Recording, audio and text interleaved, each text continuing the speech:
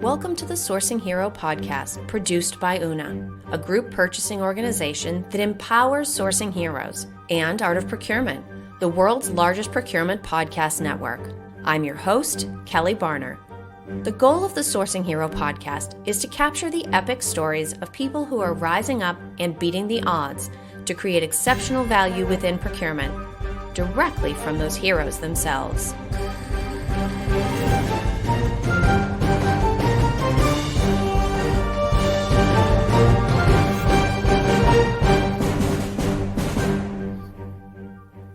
Today, my guest here on the Sourcing Hero podcast is Sean Sieper. Sean is the director of the Indirect Center of Excellence at Retail Business Services, where his team supports a large grocery retail operation. So, hi, Sean. Thank you so much for being here with me today. Thanks, Kelly. Now, I've teased you work grocery, which is wonderful because everybody has experience with grocery stores. But could you please share a little bit more detailed information about your background and professional experience? Absolutely. Yeah, I started actually after college in retail. So I worked in Hannaford which is a supermarket in northern New England, and worked in the retail space for 10 years. The last 5 years, I was a retail store manager within the supermarket. Had a great experience, and that's when I kind of developed my interest in supply chain. I went back to school to get my MBA part-time and landed a position after I graduated within our Deli's America company, supporting sourcing on our private brand side. And from there, I transitioned to the indirect side and have been there ever since. Interesting. And just for people who aren't grocery geeks like me and you, private brand, private label, that's basically like store brand, right? Exactly. Yeah. So we would work with our suppliers to source literally the canned vegetables on the shelf to the frozen veggies in the frozen aisle. And I also, at that job, also supported the logistics, which was a really fun part of the job for me. And private brand, private label is actually really fun in general. I can remember I wasn't in that particular category team at the time, but I have really good memories of chicken nugget sourcing day. And there was just trays and trays and trays of all these chicken nuggets. And it was, what do you think about this chicken nugget? How do they look? How do they taste? It is definitely one of those underreported perks that people in other industries might not appreciate. Exactly. And you don't even need to be in private brand sourcing to take advantage of after those testing days. So my favorite was the chips category. I got to source literally like the private brand potato chips. And we got to do, all the different textures of the chips and obviously the flavor profiles, and supported by a great bunch of team members who specialize in the flavor profiles and all that fun stuff within the food world. So now that everyone is completely jealous and realizes how much they've missed out by not being in grocery retail, especially having an office near the private label team, we're going to talk a little bit of procurement tech today. And this is something that Retail Business Services, I happen to know you guys are in a really unique position to talk about this. It's that whole make versus buy decision. So we're used to discussing make versus buy decisions sort of in the larger context of the business, but very rarely so for procurement's own technology needs. Based on what you've learned in your time, when do you suggest that procurement teams actually consider looking into a make option for tech? So for me, I feel like it should be considered for all of your decisions on your IT roadmap for the sourcing and procurement space, just as if you're doing any sourcing event. Right now, I'm in the indirect side, and we challenge our team to always think first with the make first buy. And I see that no different as myself and my team are thinking about our IT roadmap when it comes to our sourcing and procurement technology. And if that's even going to be a possibility, I have to think that going through that mental process of approaching technology needs has sort of a corresponding impact from a talent perspective, because if the make option is chosen, you have to have the people available that can help deliver on that. So what type of talent does your procurement team need, either on team or just in-house where you have access to be able to build your own tech solution? A great question. And certainly, one of my functions that I help support a lot of our solutions within the sourcing and procurement side on the indirect space. And so the core talent that we're looking for has to have a data mindset. And from there, as we're thinking about as the make side of our technology, you have to have associates and team members who are curious about solutions and systems and how they work together, and have a basic understanding of computer software programming and such. Certainly are not software developers, but they have to have an understanding of what it goes into with computer language and what we want to tackle, and certainly what we know that we can't tackle from a skill set standpoint. Now, then that raises the question, because we always think about, the impact on cross-functional relationships, and those are really important to procurement, right? I'm glad to say we've made a lot of progress on that front. If you have this amazing skill set within procurement, what does that do to, or how does that affect your team's relationship with the IT department? I look at it as opening doors and building that relationship even stronger. So having a strong foundational understanding in any category, and so in this case, having a strong IT understanding just helps to build that relationship quicker and knowing what the limits are. And so both sides of the relationship have appreciation and have a foundational understanding of some of the key parts of building an in-house solution. So that's how I kind of look at it. So when we think about the business case that procurement has to make in order to design their own solution, there's going to be benefits like, okay, we don't have to pay someone else to create it and support it. We don't have to pay for licensing and access fees. But there are also, I'm sure, opportunity oriented benefits and ROI that come out of that as well. So, for instance, having a greater amount of control over how it works, or maybe having more control over the data that goes into a solution or the data that comes out on the other side. What sorts of options become available to procurement because you have more control over the system and how it's actually designed and works? Yeah, so I look at it as first the funding that you mentioned earlier in the question. It provides you an opportunity to build and design without having a huge amount of funding needs that you have to secure and prove your ROI on.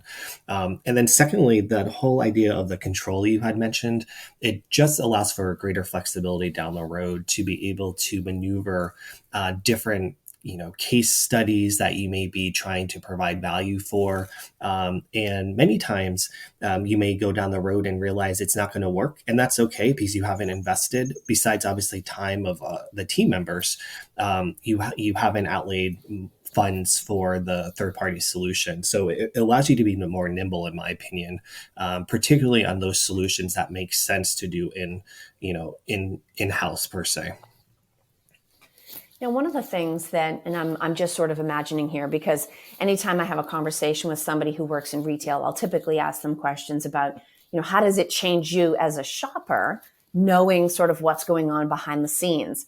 And I have to think there's sort of a similar dynamic here, where once you've been down the road of building your own, and there's always more involved than it seems from the outside.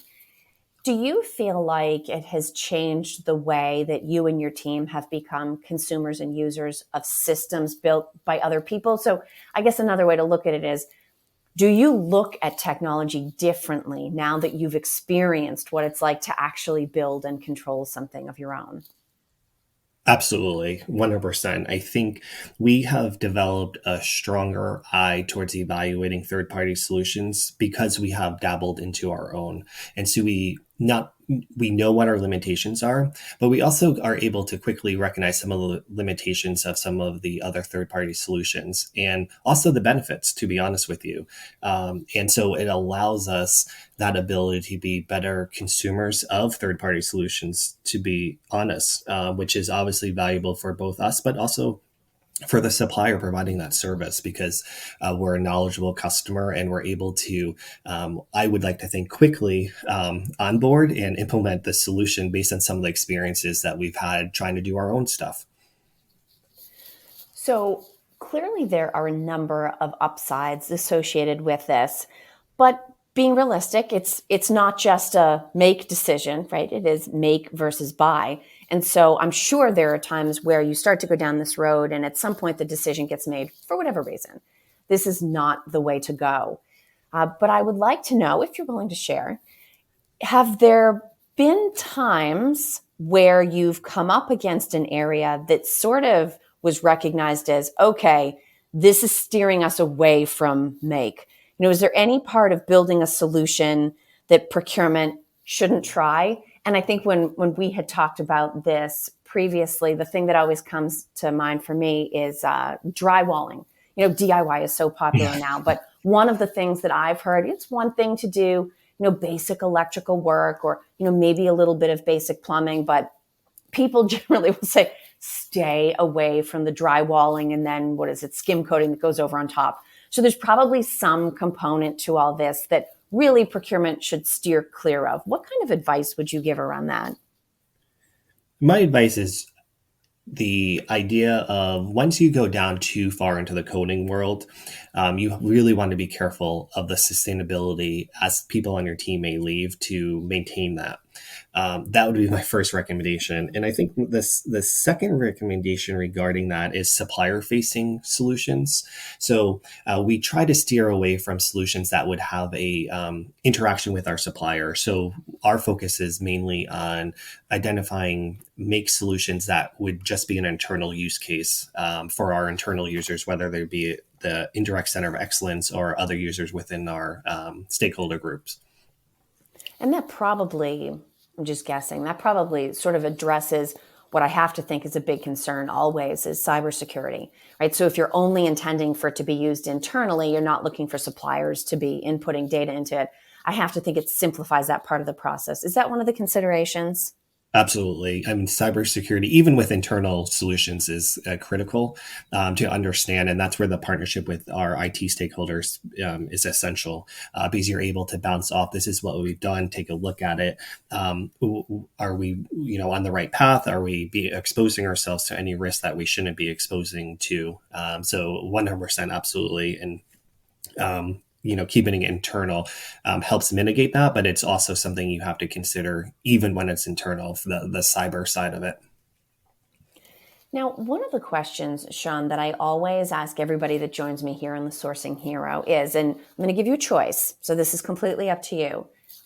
How would you define what it means to be a sourcing hero? Or your second option is, what do you think heroism looks like in a business context? Oh, great question. I'll go with the first one. So I would define a sourcing hero as someone who consistently strives to create value for their organization and isn't afraid to have bold ideas. And I think foundationally isn't afraid to build their own development and take ownership of their development.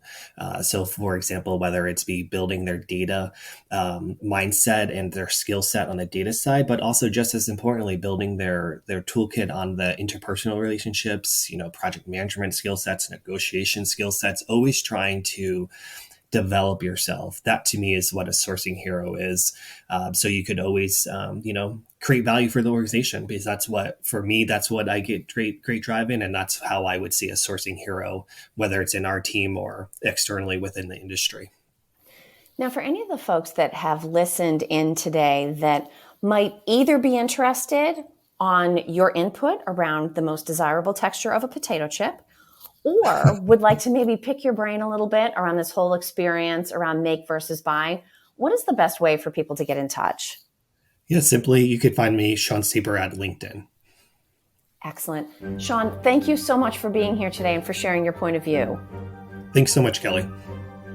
Thank you for listening to this episode of the Sourcing Hero podcast. Join us again next time for more true stories of sourcing and business heroism performed by your colleagues and peers. Look for the Sourcing Hero wherever you get your podcasts, and don't forget to subscribe.